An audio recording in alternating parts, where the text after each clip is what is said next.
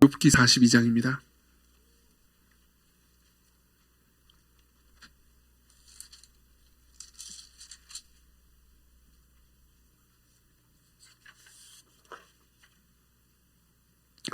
욥기 42장 10절부터 17절 10절부터 17절 말씀을 제가 여러분들을 위해서 읽어드리도록 하겠습니다. 하나님의 말씀을 들으십시오. 욥이 그의 친구들을 위하여 기도할 때 여호와께서 욥의 곤경을 돌이키시고 여호와께서 욥에게 이전 모든 소유보다 갑절이나 주신지라. 이에 그의 모든 형제와 자매와 이전에 알던 이들이 다 와서 그의 집에서 그와 함께 음식을 먹고 여호와께서 그에게 내리신 모든 재앙에 관하여 그를 위하여 슬퍼하며 위로하고 각각 캐시타 하나씩과 금고리 하나씩을 주었더라. 여호와께서 욥의 말년에 욥에게 처음보다 더 복을 주시니 그가 양 14,000과 낙타 6,000과 소 1,000결이와 암낙이 1,000을 두었고 또 아들 7과 딸 3을 두었으며 그가 첫째 딸은 여미마라 이름하였고 둘째 딸은 그치야라 이름하였고 셋째 딸은 게렌합북이라 이름하였으니 모든 땅에서 욥의 딸들처럼 아름다운 여자가 없었더라. 그들의 아버지가 그들에게 그들의 오라비들처럼 기업을 주었더라. 그 후에 욥이 140년을 살며 아들과 손자 4대를 보았고 욥이 늙어 나이가 차서 죽었더라. 아멘. 네. 우리는 계속해서 욥기를 보고 있습니다. 아마도 오늘 그리고 다음 주까지 해서 욥기가 끝날 겁니다. 욥은 하루아침에 모든 재산과 자녀들을 다 잃어버렸습니다. 그리고 그의 건강마저도 결국 잃어버렸죠. 그리고 나서 욥은 이해하지 못합니다. 왜냐하면 욥은 죄가 없었기 때문이죠. 물론 우리가 완전히 무죄하다라는 의미에서의 죄가 없었다는 건 아니었습니다. 그건 욥도 알고 있었어요. 그렇지만 욥은 이토록 큰 고통을 당할 이유가 자기에게 있다고 생각하지 않았습니다. 내가 이렇게 큰 고통을 당할 만한 죄를 저지른 적이 없는데, 실제로 성경도 그렇게 말합니다. 성경은 욥이 의인이라고 말하고 있으니까요. 그래서 이해하지 못해서 하나님께 부르짖습니다. 그리고 그 와중에 원래 위로하러 왔던 욥의 세 친구는요, 욥과 논쟁을 벌이게 되고, 욥의 세 친구들의 주장은 간단했습니다. 욥, 네가 어떤 죄를 저질렀기 때문에, 숨겨진 어떤 죄를 저질렀기 때문에 결국 하나님께서 너를 치시는 거 아니겠냐? 회개해라. 근데 욥은 내가 그런 죄를 저지른 것이 없다고, 너무 억울하다고 항변을 시작합니다. 3장부터 38장에 이르는 그 긴 논쟁이 바로 이 이야기고요. 그리고 나서 하나님께서 나타나시죠. 그리고 욥에게 욥이 이 세 친구보다 의로운 건 사실이지만 욥이 계속해서 질문했던 것에 대한 대답을 해주시진 않습니다. 오히려 질문을 하시죠. 80개가 넘는 여러 질문들을 통해서 결국 하나님께서 욥에게 하시고 싶은 말씀은 이것이었습니다. 너는 내가 세상을 어떻게 통치하고 다스리는지 다 알 수 없단다. 그렇기 때문에 나를 신뢰해야 한다. 어떤 일이 벌어질 때 이 일 때문에 어떤 다른 일이 벌어지는지 넌 다 이해할 수 없단다. 그렇지만 나는 너를 돌보고 있으니 너는 나를 신뢰해야 한다.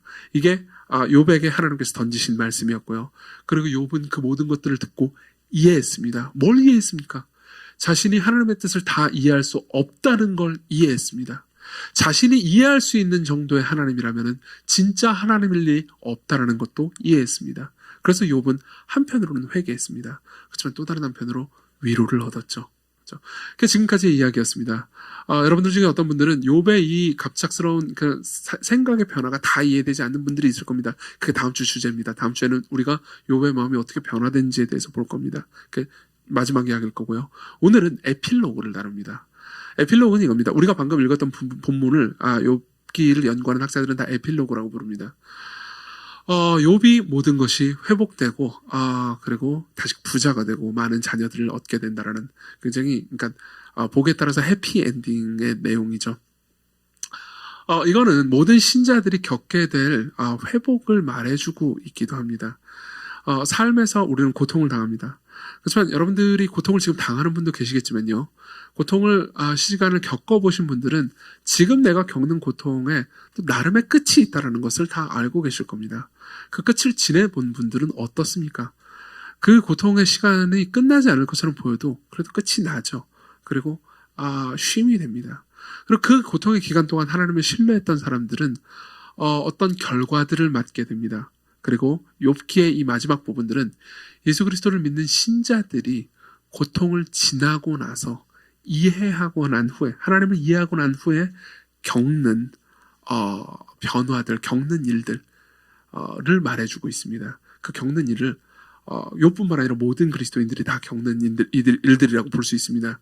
그 겪는 일들을 제가 세 가지로 압축해서 보여드리겠습니다. 첫 번째로는 회복이고요. 그리고 두 번째로는요, 현실이고요. 그리고 세 번째로는요, 부활입니다. 회복, 현실, 부활. 하나씩 보도록 하겠습니다.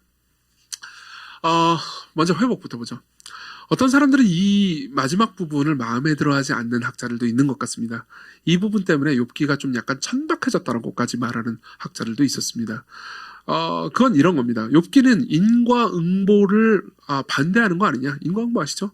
잘하면 복받고, 그리고 하나님한테 못하면 저주받고, 이런 걸 반대하는 신학이 욥기의 중심 아니냐? 근데 결국 욥이 회개한 다음에 이렇게 부유하게 됐다는 게 결국 인과응보 신학을 또 말하는 것이기 때문에 이건 잘못됐다, 누가 덧붙인 것일 것이다, 이렇게 생각하는 사람도 있습니다. 물론 덧붙였다는 증거는 없죠. 하지만 그러니까 하나님을 인격적으로 이해하는 사람들은 이 에필로그가 쓸데없이 덧붙여진 거라고 절대 생각하지 않습니다. 왜냐하면 하나님께서 우리를 다루시는 방식은 항상 우리가 삶에서 고통을 겪는다 하더라도 종종 우리를 위로하시고 우리를 회복시키는 게 맞기 때문이죠. 그 회복은 두 가지 측면에 있습니다. 두 가지 측면으로 생각할 수 있습니다. 하나는요, 하나님께서 주시는 회복은 풍요롭다는 겁니다. 여기 10절에 보면요, 이제 에필로그를 제가 개인적으로 번역한 책으로 읽겠습니다. 여러분 프린트본을 보시면 되겠습니다. 1페이지에요. 42장 10절. 욥이 자기 친구들을 위해서 기도하자 여호와께서는 욥의 소유를 회복시켜 주셨는데 그가 이전에 가졌던 것보다 2배를 주셨죠. 그렇죠? 여기서 2배를 주셨다는 것은 풍요롭게 주셨다는 겁니다. 단순히 산술적으로 2배라고만 생각하시면 안 됩니다. 물론 산술적으로 2배인 것도 맞았을 겁니다. 그렇지만 아주 풍요롭고 넉넉하게 주셨다는 거죠. 그리고 나서 11절에는 이제 그의 형제 자매들이 찾아왔다는 이야기가 나오고요. 12절에 보면 읽어드릴게요. 이후에 하나님께서는 욥에게 그 전보다 더 많은 복을 주셨습니다. 그는 양 14,000마리, 낙타 6,000마리, 소 1,000쌍, 암나귀 1,000마리를 갖게 되었습니다. 또 아들 7과 딸 3을 얻었죠. 첫째를 여미마, 비둘기라고 이름 지었고, 둘째를 그치야, 개수나무, 셋째를 게렌합북, 용기라는 이름으로 지었습니다. 세상 어디에도 욥의 딸만큼 아리따운 여자는 없었습니다.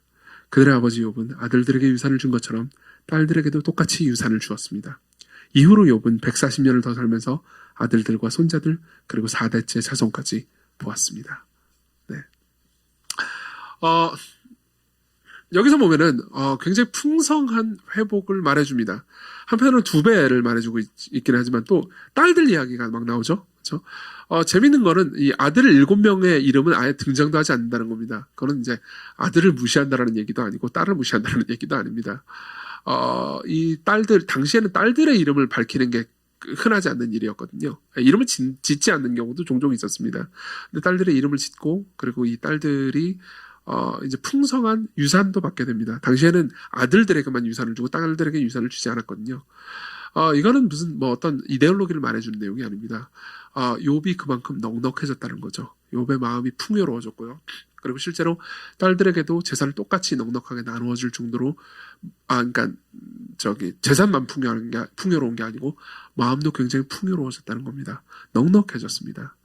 욥은 정말 상상을 초월하는 고통을 당했고요. 우리는 보통 상상을 초월하는 고통을 당한 사람의 성품이 일그러질 거라고 기대하기 쉽습니다. 그렇죠? 너무나 큰 고통을 당했으니까 공격적으로 변하거나 성마른 성격으로 변하거나 혹은 아주 예민하고 까칠한 사람으로 변해버릴 수도 있다라고 생각할 수 있는데, 실제로 이 이후에서 암시하고 있는 욥의 성품은 훨씬 더 넉넉해지고 풍요로워졌던 것 같습니다. 욥은 삶을 통해서 넉넉한 복을 받은 거죠. 하나님께서는 이 넉넉함을 선물해 주셨습니다. 이게 한쪽의 측면이에요. 근데 또 다른 한쪽의 측면은요, 하나님께서는 욥의 기도를 계속해서 들으셨다라는 걸 여기서 말해주고 있다는 겁니다. 여러분, 16절을 봅시다. 16절을 보면 이렇게 말합니다. 이후로 욥은 140년을 더 살면서 아들들과 손자를 4대째 자손까지 보았다고요. 이건 참 재미있습니다. 이 부분을 묵상해 보면 참 재미있습니다. 욥기 전체를 읽은 사람들이 이 부분을 보면요, 어쩌면 슬며시 웃음을 지을 수도 있습니다. 왠지 아십니까? 욥이 처음에 고통을 당했을 때요. 고통을 당하고 나서 처음에는 신뢰로 말하다가 조금 지나고 나서는 막 너무 괴로워서 부르짖습니다. 처음 3장을 기억하시나요? 제가 3장을 제일 많이 인용했거든요. 3장의 내용은 이런 내용이었습니다. 하나님 제발 날 좀 죽여달라고. 내가 태어난 날을 저주한다고. 이 내용이 있습니다. 밑에 볼까요? 여러분 제가 다시 인용했습니다. 욥의 한탄 1페이지. 내가 태어난 날에 차라리 사라졌었더라면, 사내 아이를 배웠네 라고 말했던 그 밤이, 그날이 차라리 어둠이었더라면, 높은 곳에 하나님이 신경도 쓰지 않았더라면, 아예 그날이 밝지도 않았었더라면, 어둠과 기쁨이 그날을 자기 것이라 주장했더라면, 구름이 그날 위에 덮였더라면, 흑암이 그날을 습격했더라면. 그렇죠? 이 내용은 간단합니다. 나를 죽여주시지 그러셨어요. 나 태어나지도 말게 하시지 그러셨어요. 지금 나를 죽여주세요. 이 내용입니다. 그리고 우리는요, 그러니까 하나님께서 이제 38장 이후에 욥에게 하신 말씀들이 다 질문들이었잖아요. 그러니까 욥이 한 질문들에 대해서 대답을 안 해주세요. 그러다 보니까 우리는 이렇게 생각하기 쉽습니다. 그러니까 하나님께서 욥이 무슨 말을 하든 간에 귀를 꽉 막고 계시다가 그냥 자기 할 말만 하고 사라진 거 아닌가 이렇게 생각할 수 있는데 전혀 그렇지 않습니다. 하나님께서는 욥의 기도를 다 듣고 계셨습니다. 욥이 하는 모든 말들을 귀담아 듣고 계셨습니다. 욥은 이렇게 말했죠. 하나님 지금 저를 좀 죽여주세요. 차라리 내가 태어나지 않았으면 좋았을 텐데 하나님 왜 나를 신경 쓰세요? 신경 좀 쓰지 마세요. 이렇게 말했습니다. 그렇죠? 거기에 대한 하나님의 응답은 뭐죠? 이후로 욥은 140년을 더 살면서 아들들과 손자들 그리고 4대째 자손까지 봤죠. 장수하게 하셨습니다. 그렇죠? 연목인 건가요? 아니요. 들어보십시오. 여러분, 고통당하는 사람은 이 말을 다 압니다. 욥이요, 제발 날 좀 죽여주세요. 내가 태어나지 않았으면 좋았을 것을. 제발 나한테 신경 좀 꺼주세요. 라고 말할 때 욥의 진심이 진짜 자기를 죽여달라는 말일까요? 여러분, 고통을 당한 사람들은요, 이 말이 표면적으로 언어적으로 말하는 이 말 정도가 아니고 이러한 표현을 통해서 하나님께 제발 나를 좀 다시 옛날처럼 회복시켜주세요. 건강하게 만들어주세요. 지금 저는 너무 아파요. 제발 저를 낫게 해주세요. 제발 제가 다시 복을 받게 해주세요라고 부르짖는 다른 표현이라는 것을 압니다. 맞죠? 사실 저를 포함해서요, 우리 모두는 이 감정을 압니다. 우리는요, 사실 진짜 하고 싶은 말을 더 강조하기 위해서 내가 원래 바라지 않는 것을 상대방에게 표현할 때가 있습니다. 상대방이 나한테 관심을 정말 가져주기를 원해요. 그래서 어떻게 하죠? 카톡방을 나가버립니다. 경험했잖아요. 그렇죠? 여러분들이 정말 상대방이 나한테 신경 좀 써주기를 바래서 퉁명스럽게 말해버립니다. 상대방에게요. 화를 냅니다. 상대방이 보낸 카톡을 익십해버립니다. 관종들이요. 다 알잖아요. 우리 모두 어느 정도 알고 있잖아요. 이 모든 진실을요. 하나님께 감사한 거는요, 하나님이 램프의 지니가 아니라는 겁니다. 램프의 지니는요, 이 모든 것을 알지 못합니다. 램프의 지니는요, 그냥 우리가 원하는 대로 해줍니다. 우린 종종 하나님께서 램프의 지니 같은 분위기를 바랄 때가 있습니다. 하나님, 아파트 한 채! 그럼 아파트 한 채가 딱 떨어지고, 그죠? 하나님, 좋은 스포츠카! 그럼 스포츠카 한 대가 딱 떨어지고, 이런 걸 보통 원할 때가 많습니다. 그죠? 근데 하나님께서는 그렇게 해주시지 않죠. 그렇지만 하나님은요, 정말 우리를 아십니다. 우리가 무엇을 구하든 우리의 가장 깊은 갈망과 우리에게 가장 좋은 방식대로 응답하시는 법을 압니다. 예컨대 하나님이 램프의 지인이라고 생각해 봅시다. 그럼 하나님 죽여버리세요! 그럼 죽여버릴 겁니다. 안 그렇습니까? 그렇죠? 왜냐하면 램프의 지인은 우리 마음의 진짜 갈망을 모르기 때문입니다. 우리를 진짜 이해하지 못하기 때문입니다. 그렇지만 하나님은요, 우리 마음 가운데 진짜 갈망, 진짜 외침을 합니다. 저는 여러분들과 대화하면서 이런 이야기들을 되게 많이 경험했습니다. 실제로 여러분들과 얘기하면서, 그러니까 난, 막 분노하면서, 막 하나님에 대한 막 분노와, 뭐라고 해야 될까, 원망을 쏟아놓는 이면에요. 그래도 하나님께서 나를 좀 구원해 주셨으면, 그래도 하나님께서 좀 나를 회복시켜 주셨으면, 이라는 소망이 담긴 것을 많이 보았습니다. 심지어, 나는 오늘부터 신이 없다고 생각해요. 신은 나빠요. 가만있어. 신이 없는데 왜 나쁘죠? 이건 신에게 화가 난 거 아닙니까? 이걸 통해서 오히려요, 저는 이런 식으로 들립니다. 오히려 하나님이 살아계시는 걸 본인이 더 확신하고 있는 거 아닐까? 라는 생각마저도 듭니다. 혹시 여기 계신 분들 중에서요, 아직 예수님을 주와 구주로 영접하지 않으신 분들 중에서 나는 무신론자예요 라고 생각하는 분들 계실 수 있습니다. 근데 여러분들 한번 스스로 질문해 보셨으면 좋겠습니다. 여러분들은 정말 무신론자입니까? 아니면 하나님께 화가 난 겁니까? 하나님께 감사하게도 하나님께서는 이 모든 외침을 진짜로 들으실 줄 아십니다. 그리고 욥이요, 나를 좀 죽여버리세요. 제발 나한테 신경 꺼주세요. 라고 말할 때 그 말을 하는 이면의 욥의 진정한 갈망은요, 하나님 제발 저를 건강하게 해주세요. 제발 저한테 관심 좀 가져주세요. 라고 말하는 갈망이었다는 것을 그분은 아십니다. 그리고 그분은 그대로 응답해 주셨죠. 욥에게 가장 좋은 걸로 응답해 주셨죠. 140년을 살고 창수했습니다. 여러분들 중에서 고통을 당하신 분들이 있다면, 너무나 큰 시련을 겪고 계신 분들이 있다면, 지금 그 시련 가운데 계신 분들이 있다면 회복을 위해서 기도하십시오. 하나님 이 모든 것들을 회복시켜 주십시오. 담대하게 기도하십시오. 여러분들 중에 어떤 분들은 이건 기복신앙 아닌가? 복을 구하는 건 잘못된 거 아닌가? 라고 생각하는 분들이 계실지 모르겠습니다. 여러분, 그렇지만 이것은 기복신앙이 아닙니다. 하나님께서는 여러분들 선하신 아버지이십니다. 기복신앙은 뭐냐면은, 내가 선행을 하면 하나님께서 당연히 나한테 복을 주셔야 되는 거고, 내가 죄를 저지르면 저주를 받을 수 있다라는 식으로 하나님을 기계나 일종의 램프의 지니처럼 생각하고 하나님을 자신이 통제할 수 있을 거라고 생각하는 신앙입니다. 그렇지만 하나님, 저는 당신께 무언가 받을 자격이 있는 것도 아니고 그럼에도 불구하고 당신께 떼를 쓰고 싶습니다. 내가 당신께 잘한 건 없습니다. 그렇지만 나는 떼를 씁니다. 내게 이걸 좀 제발 주세요. 난 정말 이게 필요해요. 어떤 공로도 없습니다. 그냥 달라고밖에 말할 수가 없습니다. 이렇게 구하면서 하나님께서 우리를 응답해 주실 것을 기대하는 거는요, 기복신앙이 아니에요. 올바른 신앙이죠. 그렇죠? 여러분들에게 회복이 필요한 분들이 분명히 있을 겁니다. 이미 시련의 고통을 겪으신 이후에 소강 상태에 남아 계신 분들도 계실 겁니다. 가족을 잃은 사람들, 사랑하는 사람들과 잃거나 헤어진 사람들, 혹은 질병의 고통 가운데 시달리는 사람들, 혹은 다른 여러 가지 문제들, 사회생활의 문제라든가 여러분들이 성취하지 못한 여러 가지 것들의 문제들 때문에 괴로워하는 분들이 계실 겁니다. 여러분들은 회복이 필요하죠. 그렇죠? 그리고 성경은요, 회복을 구하라고 말합니다. 그리고 회복시켜 주신다고 말하죠. 욥은 회복했습니다. 두 번째로 넘어가죠. 두 번째는 욥이 마주한 것은 현실입니다. 현실입니다. 이 이야기가, 이 에필로그가요, 굉장히 뭐라고 해야 될까, 동화처럼 끝나긴 하지만요, 사실 이 에필로그 이면에는 좀 씁쓸한 면도 있습니다. 욥이 회복된 건 맞지만 욥의 상처와 슬픔은 끝난 게 아닙니다. 여러분 생각해 보십시오. 욥은 10명의 자녀를 잃었습니다. 재산들이야 그렇다 칩시다. 그렇죠? 10명의 자녀들을 다 잃었습니다. 그렇죠? 그 10명의 자녀들을 잃은 슬픔은요, 새로운 10명의 자녀들이 생겼다고 해가지고 회복되는 게 아닙니다. 그렇죠? 여전히 욥은요, 한편으로는 기쁘지만 한편으로는 슬펐을 겁니다. 그렇죠? 한편으로는 기뻤겠죠. 그렇죠? 자녀가 생겼어요. 자녀가 10명이 계속 생깁니다. 자녀가 생기면 기쁩니다. 이번 주에 이제 그 황 목사님께서 아들을 얻게 됐죠. 아들 이름 뭔지 아세요? 황엽이에요. 엽. 왜 엽인지 아세요? 욥을 생각하세요. 황욥 그러면 좀 그렇잖아요. 저도 잘 몰라요. 저도 방금 잠깐 들었어요. 황엽이래요. 어쨌든 엽이 귀엽지 않습니까?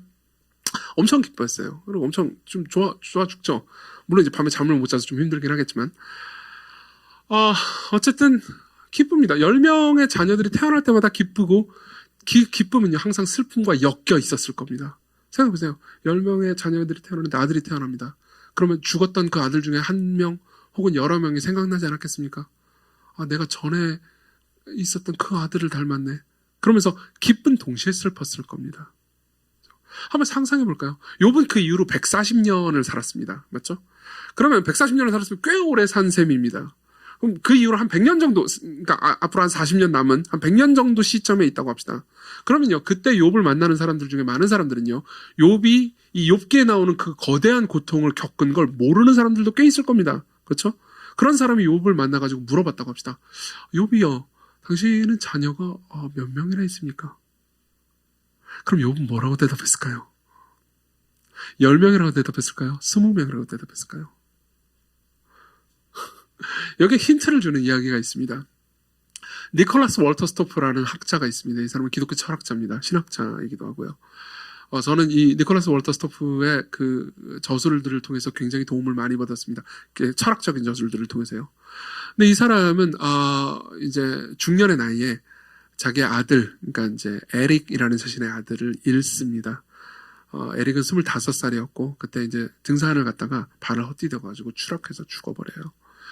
그리고 나서 니콜라스 월터 스토플은 너무 슬퍼하고 고통스러워하고 그 슬픔과 고통을 책으로 담아서 나는 사랑하는 사람을 잃었습니다라는 책으로 냅니다. 영어 원제로는 그 아들을 위한 애가예요. 슬픈 노래. 근데 그 책에 보면요, 이런 이야기가 있습니다. 제가 읽어드릴게요. 상투적으로 던지는 질문들이 종종 나를 질겁하게 만든다. 이번 크리스마스 때는 온 가족이 모이나요? 네, 미국은 보통 크리스마스가 명절이기 때문에 온 가족이 다 모인단 말이에요. 뭐 그래 흔히 할 수 있는 질문이죠. 그때 내가 무슨 말을 할 수 있겠는가? 네, 나는 대답한다. 모두가 집에 모이겠죠. 자녀들은 지금 어떻게들 지내나요? 한 명씩 순서대로 이야기한다. 에이미, 로버트, 클라스, 크리스토퍼. 그렇지만 한 아이는 생략한다. 한 아이가 생략됐다는 것을 말할 것인가? 아니면 그냥 지나갈 것인가? 혹자는 내게 묻는다. 자녀가 몇 명인가요? 어떻게 대답할까? 넷입니다. 아니면 다섯입니다. 라고 해야 할까? 대개는 이렇게 대답한다. 다섯입니다. 때로는 설명을 붙이고 때로는 아무 말도 하지 않는다. 에릭은 죽었죠. 그럼 넷입니까? 다섯입니까? 저는 욥도 20명이라고 얘기했을 거라고 생각합니다. 왜냐하면 그들은 지금 내 눈에 없지만, 내가 볼 수 없지만 그들은 내 마음에서 잃어버린 게 아니기 때문입니다. 16절을 보면요, 그가 그 이후에 140년을 살았다고 말합니다. 그렇죠? 140년의 시간은 어떤 시간이었을까요? 생각해보세요. 140년의 시간은 아까도 말씀드렸듯이 풍성한 회복의 기간이었습니다. 어느 날 갑자기 막 양 18,000마리 이게 갑자기 생긴 건 아닐 거 아니에요. 서서히 늘어났을 거 아니에요. 그렇죠? 모든 양과 자녀들이 서서히 늘어나는 것을 서서히 보는 시간들이었죠. 자녀들의 자녀들, 그리고 그 자녀들의 또 자녀들 4대까지 봤으니까 증손자까지 본 거 아니에요. 그 수많은 자녀들이 태어나면서 자신이 복을 받았다는 것을 계속해서 확인했을 겁니다. 그렇죠? 그 시간은 풍성한 회복의 기간이었지만 또 다른 한편으로요, 고통스러운 기간이었음이 분명합니다. 슬픔과 위로는요, 엮여 있었습니다. 기쁨과 고통은요, 엮여 있었습니다. 데이비드 클라인스라는 욥기 주석을 쓴 구약학자가 있습니다. 이 사람은 욥기에 대한 3권짜리 두툼한 주석을 썼습니다. 거기 보면요, 이 마지막에 에필로그 부분을 해설하면서 되게 재미있는 이야기를 해줍니다. 읽어드릴게요. 이 에필로그에서 놀라운 점은 140년이라는 긴 기간 동안 욥의 입술에서 어떤 추가적인 신학적인 이야기가 안 나온다는 것이다. 딸들에게 재산을 물려주는 다정한 아버지, 대가족과 지인들을 위해 연회를 준비하는 다정한 가장, 22,000마리의 동물을 거느리는 해마다 엄청나게 수익을 내는 축산업의 대가, 4대에 걸친 후손을 돌보고 키우는 것, 그 삶을 통해서 욥은 우주에 대한 하나님의 통치에 대해서 할 남은 질문들이 없었을까? 없었을까요? 아니요. 저는 그렇게 생각하지 않습니다. 여전히 있었을 겁니다. 여전히 있었을 겁니다. 삶이 회복되어 간다고 해서 고통이 사라지는 건 아니기 때문에 가끔 그 상처의 자리가 욱신거릴 때는요, 하나님께 다시 질문을 하고 싶겠죠. 제 아이는 어떻게 되었습니까? 일이 잘 되어 간다고 해서 상처가 사라지는 건 아니니까요. 고통스러웠을 겁니다. 근데도 불구하고 그 이후에 욥은요, 아무 말이 없습니다. 물론 욥기의 저자가 기록을 일부러 안 했다고 말할 수 있겠지만 아니요, 그렇지 않았을 겁니다. 욥기의 저자는요, 일부러 그 이후에 아무 말도 없다는 것을 기록해 놓습니다. 아무 말도 안 했다는 것이 더 이상 하나님께 대해서 따져 묻거나 질문하지 않았다는 거죠. 그렇죠? 왜 그랬을까요? 2가지 이유 때문일 겁니다. 하나는요, 욥이 이해했기 때문입니다. 하나님의 통치를요. 욥은 죽는 날까지, 지금은 알겠죠. 지금은 하늘에서 아버지 품 안에서 알겠죠. 그렇죠? 그렇지만 죽는 날까지 자신이 왜 고통당했는지 모르고 죽었습니다. 140년 동안 모르고 죽었습니다. 그렇지만 욥은요, 하나님의 임재를 한번 경험하고 나서 그 다음에 이해했습니다. 자신이 다 이해할 수 없다는 걸 이해했죠. 그렇기 때문에 받아들일 수 있었을 겁니다. 그리고 또 한편으로는요, 고통스럽고 괴로우니까 더 이상 할 수 있는 말이 없었겠죠. 한편으로는 이해했고 또 다른 한편으로는 고통스러웠을 겁니다. 그게 욥이 더 이상 말하지 않게 된 원인일 겁니다. 그리고 그게 고통을 당한 사람이 삶을 살아가면서 회복된다 하더라도 경험하는 현실이죠. 그게 우리의 현실입니다. 이 현실을 제가 아름답게도 그리고 처절하게도 표현해 보겠습니다. 먼저 처절하게 표현해 보죠. 현실은 때로 잔혹할 겁니다. 여러분들 중에서 이미 고통을 당한 분들이 있습니다. 그게 여러분들이 죄 때문에 당한 고통이든 아니면 여러분들이 까닭없이 고통을 당했든 고통과 시련을 거치고 나서는 여러분들이 그 시련의 무게 때문에 종종 슬프고 괴로울 겁니다. 지난해 2년 동안 저는 이제 2년 2개월 만에 성찬을 하는데요.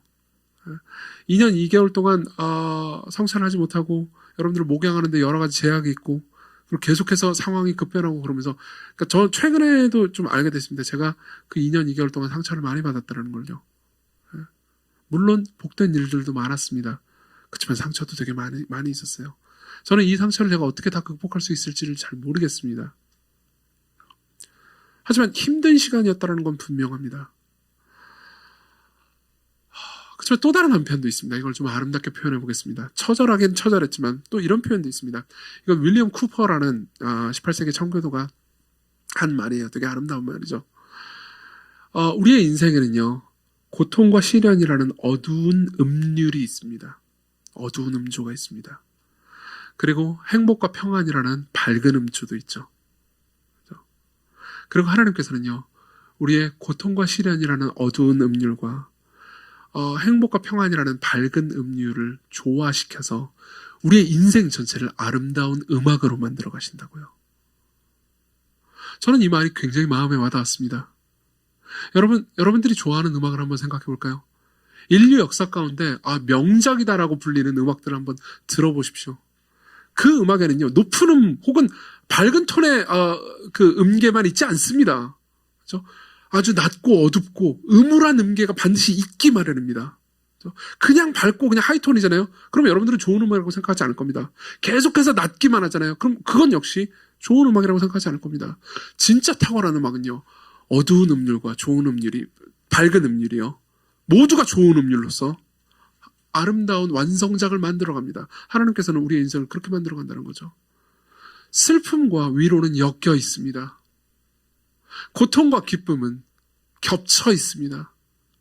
그게 여러분들의 인생이고요. 여러분들의 현실입니다.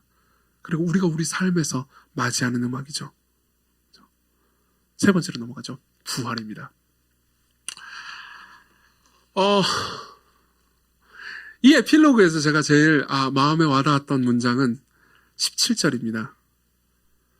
17절 같이 한번 읽어볼까요? 에필로그 1페이지에 42장 17절 같이 한번 읽어보겠습니다. 시작.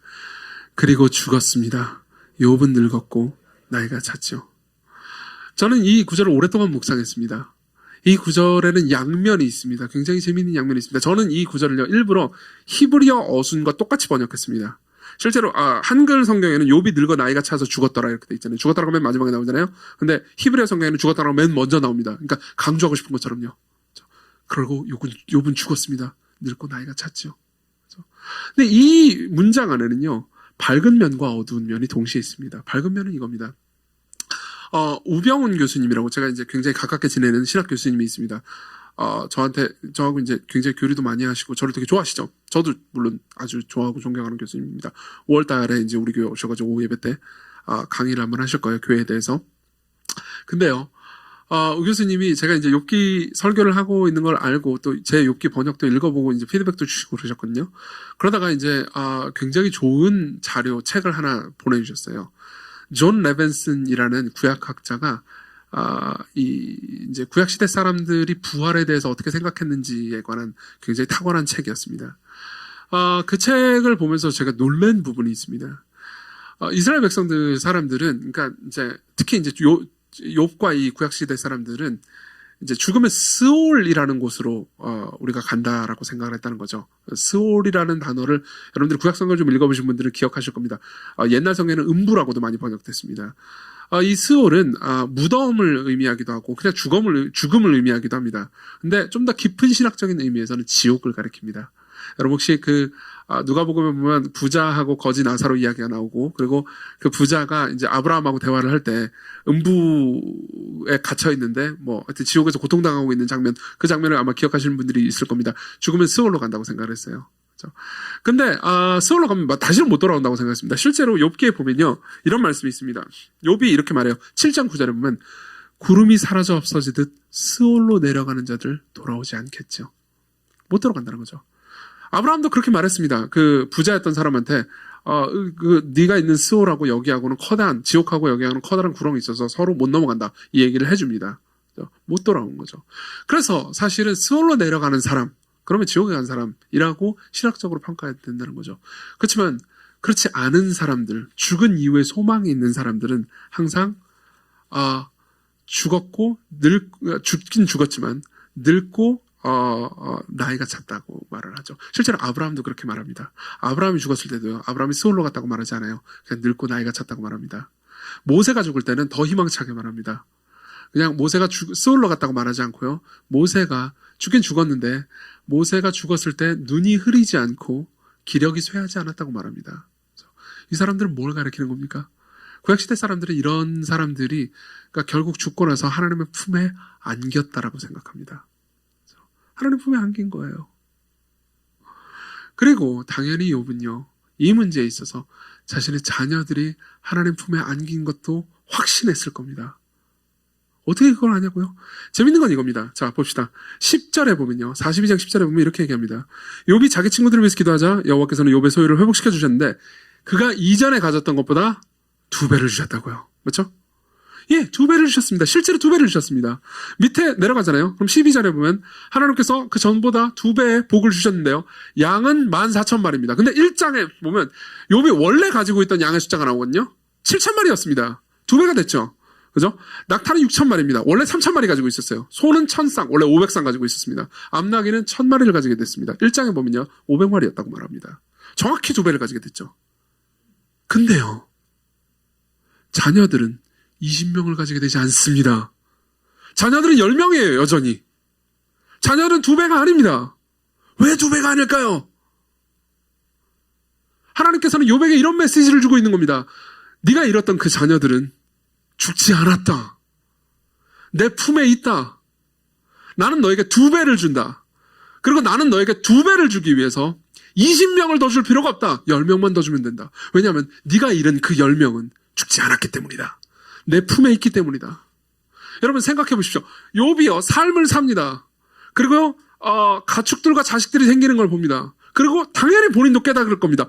가축들이 늘어나는 걸 보면서 2배씩 늘어나는군, 이런 생각이 들었을 겁니다. 그렇지만 자녀가 2배씩 늘어나지는 않습니다. 자녀는 그냥 10명이 생깁니다. 그걸 보고 욥이 얼마나 깊이 안도했을까요? 욥이 얼마나 깊이 만족했겠습니까?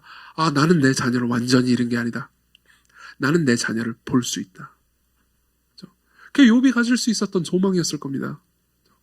이게 어두운 면과 밝은 면입니다. 이게 밝은 면입니다. 이 에필로그의 마지막에 욥이 나이가 차고 죽었다는 건 욥 역시, 그리고 욥의 자녀 역시 완전한 죽음으로 들어간 것이 아니고, 지옥으로 들어간 것도 아니고 소망으로 들어갔다는 것을 말해주죠. 그렇죠? 그럼 욥은 소망을 가질 수 있을까요? 예, 맞습니다. 소망을 가질 수 있습니다. 그렇지만 이런 측면도 있습니다. 어두운 측면을 말씀드리겠습니다. 어두운 측면은 이런 겁니다. 보십시오. 그럼에도 불구하고 욥기는요, 그리고 죽었습니다 라는 말부터 시작합니다. 이건 강조용법입니다. 무슨 말이냐면 욥이 그토록 많은 복을 받은 것도 사실입니다. 그렇지만 그래봤자 욥은 죽긴 죽었습니다. 안 죽은 건 아니었어요.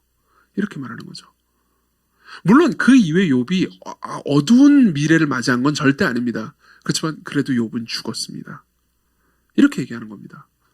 자, 이게 뭘 얘기하는 걸까요? 욥기의 저자는 우리에게, 특히 이 욥을 처음에 읽었던 사람들 있잖아요. 이 사람들에게 이런 메시지를 전달하고 싶은 겁니다.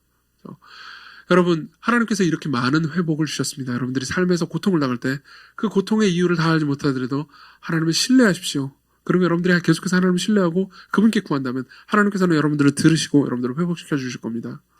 그리고 정말 큰 회복이 있을 겁니다. 물론 고통도 있겠죠. 그렇지만 하나님을 신뢰하십시오. 그러나 그렇게 여러분들이 회복한다 하더라도 결국 여러분들은 죽을 겁니다. 여러분들은 죽음을 피할 수는 없을 겁니다. 그렇기 때문에 욥기의 저자는 우리에게 이렇게 얘기해 주는 겁니다. 그렇기 때문에 우리에게는 단순한 회복 이상이 필요합니다. 아예 죽음이 정복되는 게 필요합니다. 이게 가능할까요? 이 질문을 던지고 욥기는 끝납니다. 이게 어떻게 가능할까요? 아까 니콜라스 월터스토프 얘기로 다시 돌아가 보죠. 니콜라스 월터스토프는 자녀를 잃고 나서 종종 복음이 자기에게 위로가 안 된다는 이야기를 합니다. 여러분들도 마찬가지잖아요. 여러분들도 제가 복음을 전해줄 때 위로가 안 돼요 이런 얘기 하잖아요. 그렇죠? 월터스토프도 마찬가지 아주 끔찍한 일을 겪고 나서 복음이 위로가 되지 않는다는 이야기를 합니다. 이렇게 얘기를 합니다. 제가 읽어드릴게요. 나는 복음의 내용이 언제나 내게 위로를 줄 것이라고 생각해왔다. 하지만 그렇지 않았다. 복음은 다른 중요한 역할들은 해주었지만 에릭을 잃은 내게 위로를 주지는 못했다. 나는 죽음이 바닥 없는 심연이라고 생각하는 사람이 아니었다. 나는 소망 없는 자들처럼 상심하는 사람도 아니었다. 그럼에도 에릭은 가고 없다.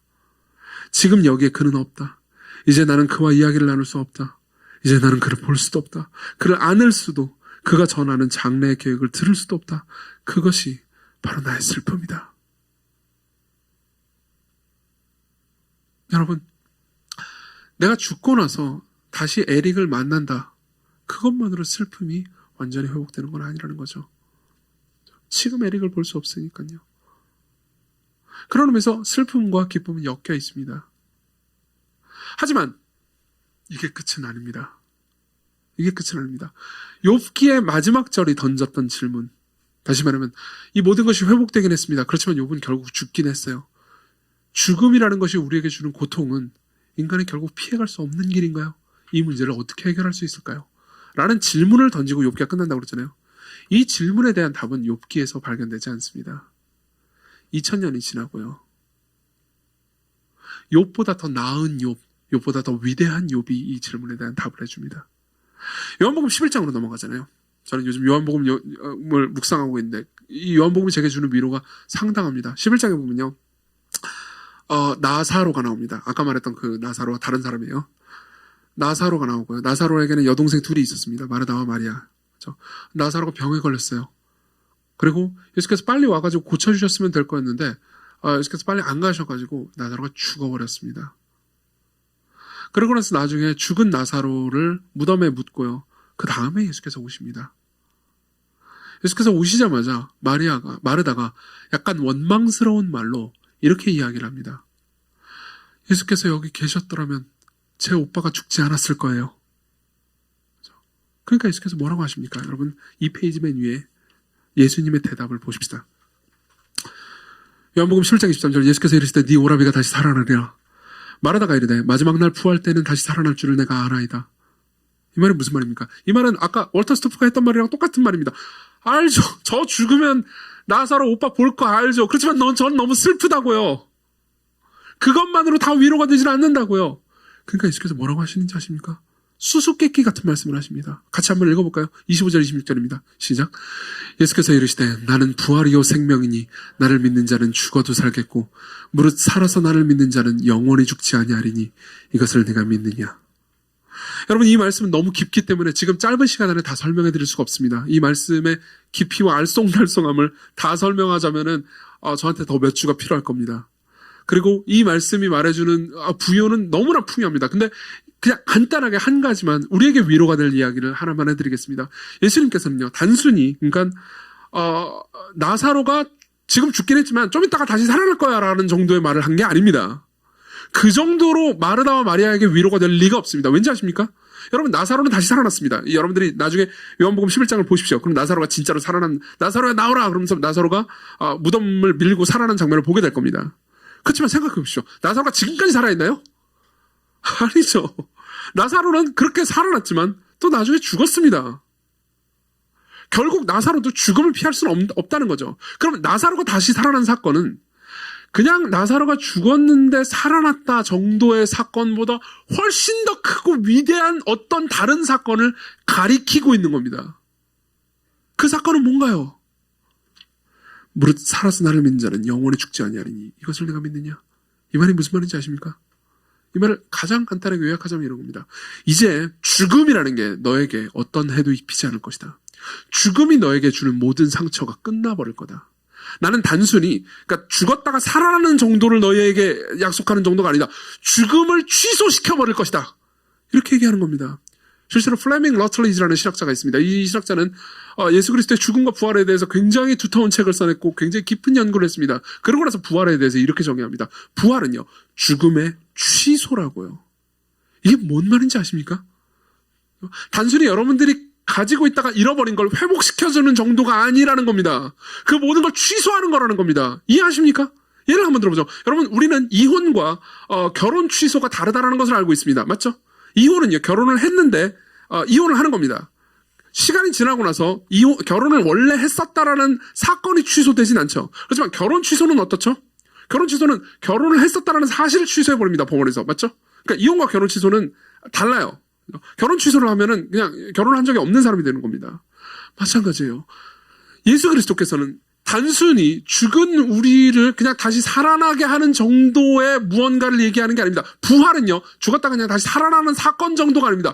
부활은 죽음이 우리에게서 빼앗아간 건 모든 거를요, 다 취소시켜버리는 겁니다. 이해가 되시나요? 여러분들이 이해가 다 되지 않을까봐 예를 들도록 하겠습니다. 팀 켈러 목사님 예를 들어드리죠. 좀 길지만 읽어드리겠습니다. 나는 팀 켈러 목사님 말하는 겁니다. 참고로 이 팀 켈러 목사님의 인용문은 팀 켈러 목사님이 이제 9.11이 터졌을 때 뉴욕에서, 이분이 뉴욕에서 목회를 하셨거든요. 9.11이 터졌을 때 9.11이 터진 직후의 한 설교의 일부입니다. 읽어드릴게요. 나는 거의 해마다 아주 끔찍한 악몽을 되풀이하여 꿉니다. 참고로 이 꿈은 나의 아내를 더욱 소중하게 여기게 만듭니다. 그것은 바로 아내가 죽는 꿈입니다. 저도 종종 이런 꿈을 꿨어요. 꿈에서 어떤 일이 아내에게 일어나고 나는 그녀 없이 발버둥 치고 있습니다. 아내가 죽는 것은 내가 가장 두려워하는 일이기 때문에 그로 인해 나는 아내를 더욱 소중히 여기게 됩니다. 그렇지만 정말로 이상한 일이 생겼습니다. 언제부턴가 나는 악몽을 도리어 좋아하게 되었습니다. 생각해보세요. 꿈을 꿉니다. 아내가 고통당하고 있습니다. 그리고 결국 내 눈앞에서 죽었어요. 으악! 깼는데 아내가 옆에서 자고 있어요. 어떤 생각이 들까요? 꿈이었구나. 나는 꿈에서 깨어 일어나 이건 단지 꿈이었어. 내가 겪은 모든 나쁜 일들은 실제로 일어나지 않았어. 라고 외칩니다. 내가 꿈에서 깨어난다는 것은 누군가 나에게 더 나은, 가령 예를 들면 새로운 아내를 소개해 주는 것과는 다릅니다. 다시 말하면 욥에게 10명의 새로운 자녀가 생기는 거하고 다르다는 거죠. 그렇죠? 내가 깨어난다는 것은 그 꿈이 실제로 일어나지 않았다는 것입니다. 예수님께서 나는 부활이다 라고 선언하신 것이 무슨 뜻입니까? 우리에게 장차 더 나은 낙원을 주시리라는 말씀 정도가 아닙니다. 그분이 이번 주간에 일어난 모든 일들을 9.11을 가리키는 거예요. 이번 주간에 일어난 모든 일들을 그저 나쁜 꿈에 지나지 않은 것으로 만들어버리겠다 라고 말씀하시는 것입니다. 예수님은 그저 우리에게 위로를 주려고 하시는 것이 아닙니다. 그분은 불행한 일을 실제가 아닌 것으로 만들려고 하십니다. 그분은 이제껏 우리에게 일어났던 최악의 사건들을 형체가 없는 것으로 만들어버리려고 하십니다. 여러분들이 삶에서 경험한 모든 끔찍했던 사건이 취소됩니다. 여러분들은 물어볼 수 있을 겁니다. 어떻게요? 그게 어떻게... 저도 몰라요. 성경에 분명히 나와 있지 않습니다. 그렇지만 성경에는요, 마지막에 모든 눈에서 눈물을 닦으시고 모든 것이 회복돼서, 회복된 정도가 아니고 자신이 원래 바라거나 상상한 것보다 훨씬 더 큰 것을 얻었기 때문에 상처가 회복된 정도가 아니고 아예 상처가 취소된 사람들의 행복한 결말이 계시록에 나옵니다. 계시록이야말로 진정한 해피엔딩이죠.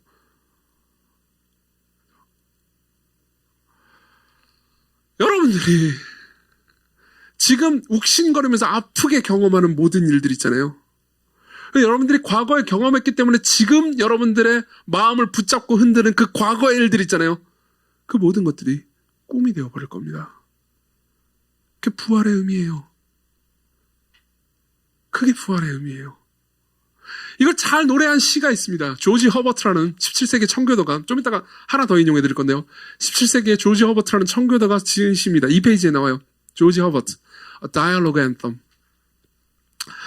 이 시는요, 죽음과 그리스도인이 나누는 대화를 가상으로, 고린도전서 15장의 말씀을 가지고 상상으로 지은 시입니다. 제가 읽어드릴게요. 연기력을 좀 발휘해 보겠습니다. 그리스도인이 말합니다. 아, 가련한 사망이여, 너의 영광이 어디 있느냐? 너의 소문난 위세와 예로부터 쏟은 것이 어디 있느냐? 사망이 말합니다. 아, 자취 없이 죽을 가련한 운명이여, 내가 네 왕을 어떻게 죽였는지 가서 자세히 읽어보라. 가련한 사망이여, 그 피해를 누가 입었던가? 너는 그분을 저주하려고 했으나 정작 저주받은 것은 너로다. 패자가 말이 많구나. 그러나 너도 결국은 죽을지니 내 손으로 네 숨통을 끊어놓으리라. 얼마든지 너의 최악을 다해봐라. 장차 나는 이전보다 나아지겠지만 너는 훨씬 더 나빠져서 온데간데 없어지리. 이 모든 이야기가 여러분들에게 다 지성적으로 이해되지 않는다는 것을 알고 있습니다. 그렇지만 하나 확실한 게 있습니다. 이 모든 기억들은 단지 악몽이 될 겁니다. 그리고 여러분들은 여러분들이 상상하거나 바라는 것보다 훨씬 더 위대한 결말을 보게 될 겁니다. 여러분들에게 말씀드리고 싶은 게 있습니다. 두 가지입니다. 첫 번째로는 여러분들 중에서 예수님을 주와 구주로 아직 영접하지 않으신 분들에게 말씀드리고 싶습니다. 여러분들이 아직 신앙이 없으신 분들이 계실 겁니다. 그런 분들이 그런 분들에게 이 이야기가 어떻게 들리는지 궁금합니다. 죽음이 취소된다라는 이야기가 어떻게 들리는지 궁금합니다. 근데 제가 여러분들에게 이것만큼은 약속드릴 수 있습니다. 여러분들이 이 이야기가 진실인지 아닌지가 궁금할 겁니다. 그렇지만 이 이야기가 진실인지 아닌지 지금 확신하지 못한다 하더라도 여러분들은 최소한 이 이야기가 진실이었으면 좋겠다고 생각할 만하지 않습니까? 이 이야기가 진실이었으면 좋겠다라는 생각이 들지 않으십니까? 이 이야기가 정말 진실이라면, 그리스도의 부활이 우리 모든 죽음을 취소시키는 게 정말 진실이라면, 여러분들이 그리스도께로 온다면, 여러분들이 그분을 신뢰하고 받아들인다면요, 여러분들의 모든 슬프고 끔찍한 그 모든 것들이 꿈이 되어버리는 겁니다.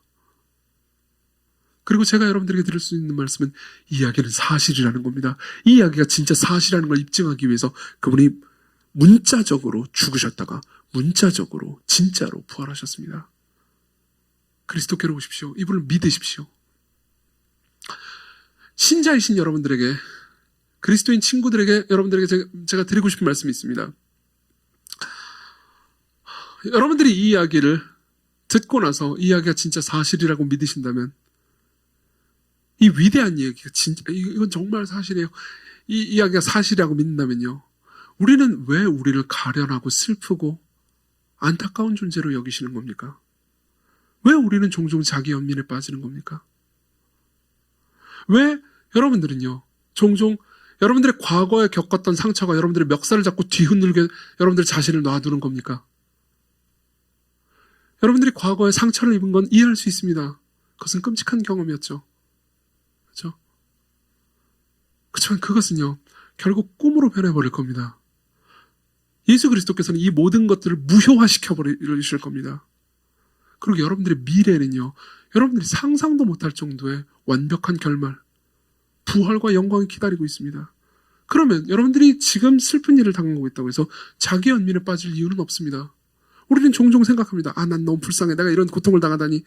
나는 너무 가련해. 그러니까 내가 다른 사람에게 무슨 나쁜 짓을 좀 저지르거나, 다른 사람한테 좀 성mar하게 대하거나, 까칠하게 대하는 건 정당해. 여러분들의 과거가 왜 여러분들을 지배하게 놔두시나요?